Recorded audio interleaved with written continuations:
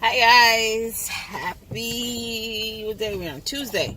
Today's Tuesday, the 2nd of October, 2019. That means the year is just about, you got 3 more months left before the year is over. Look at that, huh? I would like to talk today about fat shaming, or just shaming each other, and what this stems off of. Just, I am a plus size girl. I'm big and curvy. I have embraced that, and I get it. And I have some friends who are big and curvy, and I have some who are small and curvy. I have some who aren't curvy. I have some who are just, guess what? Every one of us is how God has intended us to be. Okay? Let that sit for a little bit. There's a lot of things being sold to get that hourglass figure, to get this plumped up and this cinched in, and everything to look in a way that God did not intend for us to look.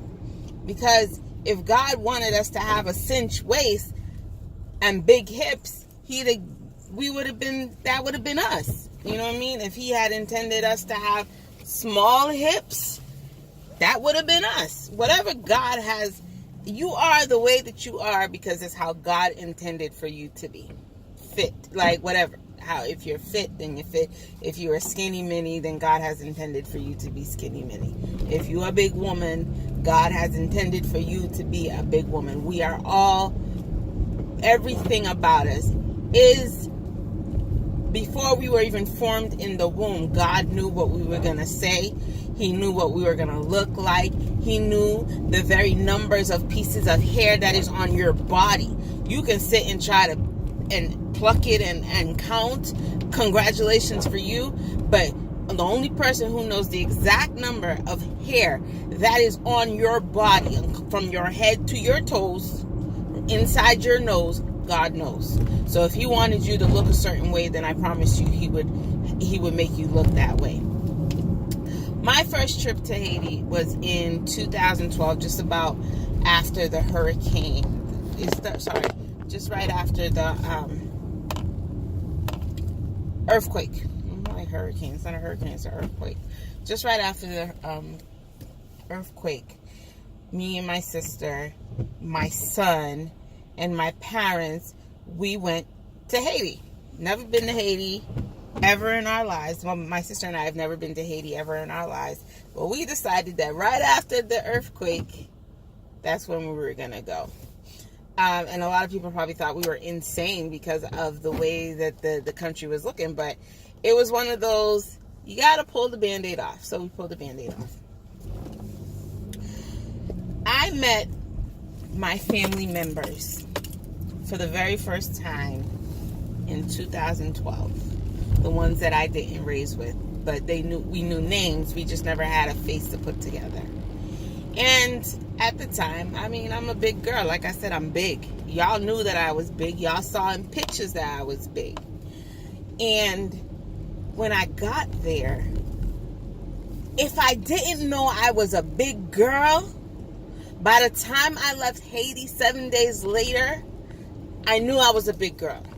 Man, everybody had something to say about my weight. Oh my gosh, look how big she is. Look how big she is.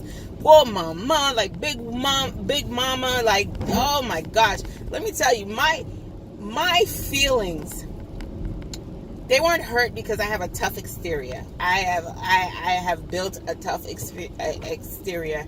And it didn't hurt my feelings, but I think I was just tired of hearing it. Yes, dang. Yes. Thank you. I'm a big girl. I get it. Shut up about it already. Stop telling me that I'm this big girl. So I think towards the end of my trip that year, I sat in my room. And family members were coming. They were visiting. And they were like, well, how come you're not in the room with your parents? I was like, because honestly, I'm just about tired of listening to how big I am. I know I'm big. Just leave me alone about it. Quiet about it. And my cousin told me, this is what she told me. She said, it's not a bad thing that they're saying, oh my gosh, look at your thickness. It's just saying, you're healthy and you look good, and it's, wow, you're great, you're healthy, you're eating. But it took 7 days for me to realize that that's what they were saying. But then I just knew that, you know what? You got to be comfortable with yourself. You got to be comfortable in your size 0. You got to be comfortable in your size 22 or whatever size that you are intended to be. Because there's going to be someone who is not comfortable in your skin. Y'all hear that? There's going to be someone who is uncomfortable in your skin. Why are you so worried about me? Why are you so uncomfortable for me? If I'm comfortable, why are you so worried about it? Granted,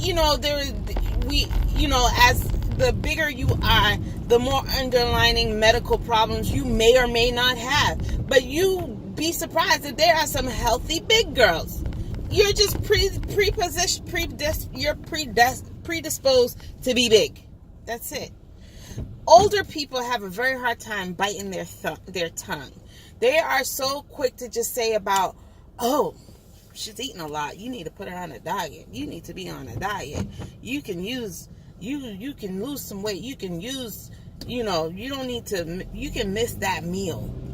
But guess what though? Why are you so bothered about it?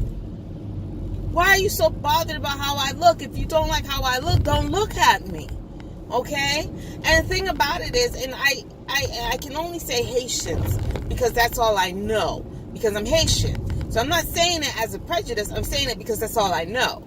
If I told you, oh, Asians have a way of saying it, you'd look at me like, why is she talking about Asian? She ain't Asian. So I'm Haitians. Haitian gummies or Haitian old people, they're very rude. They're very, very rude.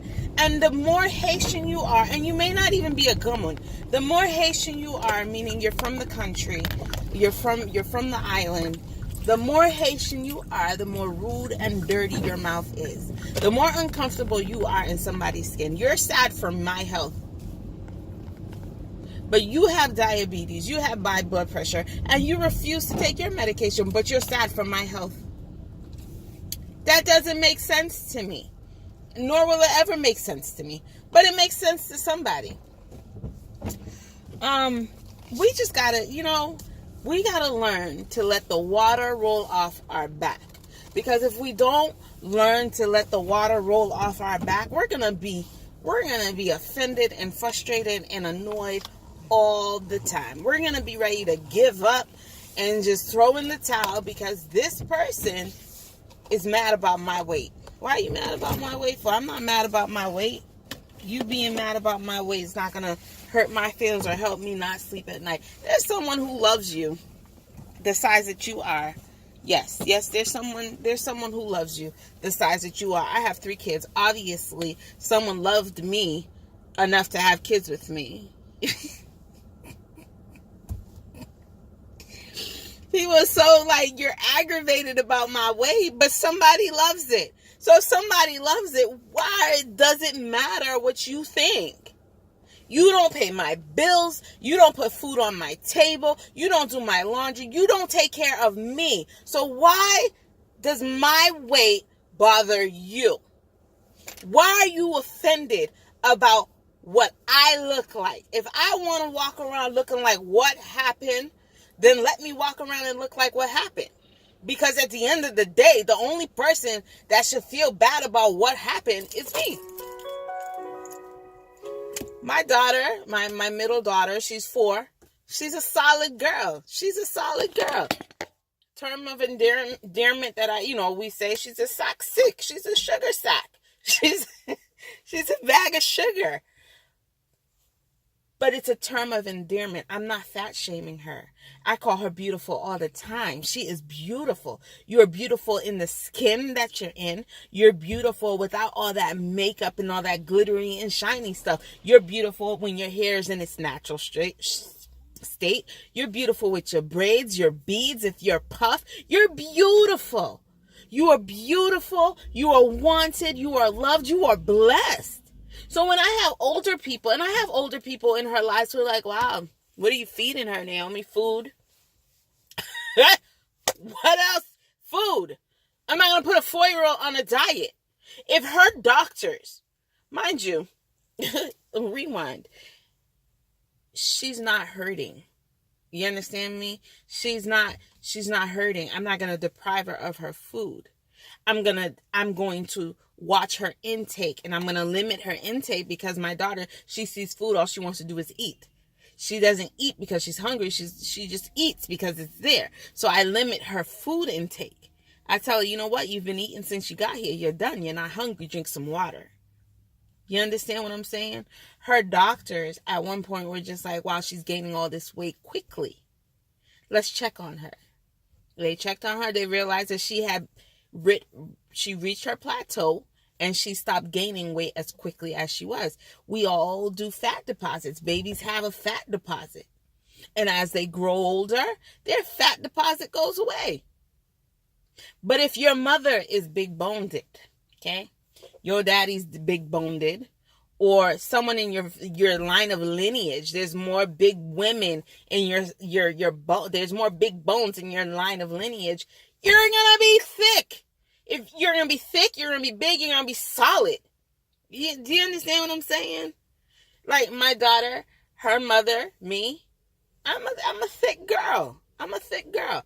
Her dad is a little bit skinny, but he has thickness in his family because you look at his siblings who've had children, they're a little bit thick. They're not as thick as me, but they're thick. Guess what? She's not going to be a skinny girl. Her grandmother's big. Her mother's big. Half of her genes already are thick women. Excuse me. I have a sister. She's skinny, but she's thick. She's not, you know what I mean? Like she fits a 024, but she's thick. She has hips. That's how God made her, to have hips. That's what happens. You know what I mean? Like, I was never a skinny girl. I don't expect my kids to be skinny children. If that makes sense. Liana is my tiniest baby because the genes are different. But the family still has thick bones in her. So she's probably going to start small and she's going to end up being big. Guess what? I'm going to love you whether you're big or small. I said all of this to say this, and I'm sorry that it just lost focus real quick. Love yourself. Love the skin that you're in. Appreciate your bigness. If you feel like you're sloppy big, fix yourself. Wear something that's going to complement your body. Don't wear something that's going to make you even look even more frumpier. You understand me? If you feel like, okay, I'm just this big slob and I look sloppy, get your eyebrows done. Put a wrap on your head if you don't feel like combing your hair. That's been my new thing. I don't feel like combing my hair. I have hair on my head. Right now, the way my life is set up, I rather wrap it. Wear it out when I have to wear it out. But this makes me feel better about myself. I feel put together when I have a scarf on my head at this moment. Because my life is just way too busy to worry about combing it. You understand me? There are days that I look like what happened, and there are days where I put myself together. Today, I feel like I've put myself sort of kind of together. Only because I'm working. If I'm not working, I don't really care what I look like. If I don't have a reason to put together, I'm not going to put myself together. I wake up, I take a shower, I put on something. I match. I look more put together on some days than I do on other days, depending on, like I said, my schedule. But I will never let someone offend me to the point where I'm just sad about myself because you called me big. Why am I going to let you be offended by me? How I look shouldn't offend you. And if it does offend you, look inside your heart and find out why it's offending you. My bigness, my shape, my solidness shouldn't affect you. It shouldn't make you sad. Why are you sad for me? I'm not sad for myself. I didn't ask you to be sad for me. Yeah, I told you these messages that I have, they're just random. And when they come, I'm going to give them to you. I have another message. But that'll come at a different day. But today's message is, listen, people are going to hate you and despise you. They're going to talk about you till the day after you die. Y'all hear that? The day after you die. Not the day that you die. The day after you die. They're going to find a fault in you anyways. Someone's always going to find something wrong with you. Even after you're done buried, 6 feet under, your skin has turned into sand. Maggots are eating your bones. People are still going to talk bad about you. You're unhappy with yourself so much that you have to talk about the dead. Let that sink in. All right, ladies and gentlemen, I want to thank you guys again for your subscriptions, your words, your encouragement. Tell a friend, tell a family member. AFAM has posted a next video, and it may help you. Like, comment, share, and subscribe. Blessings.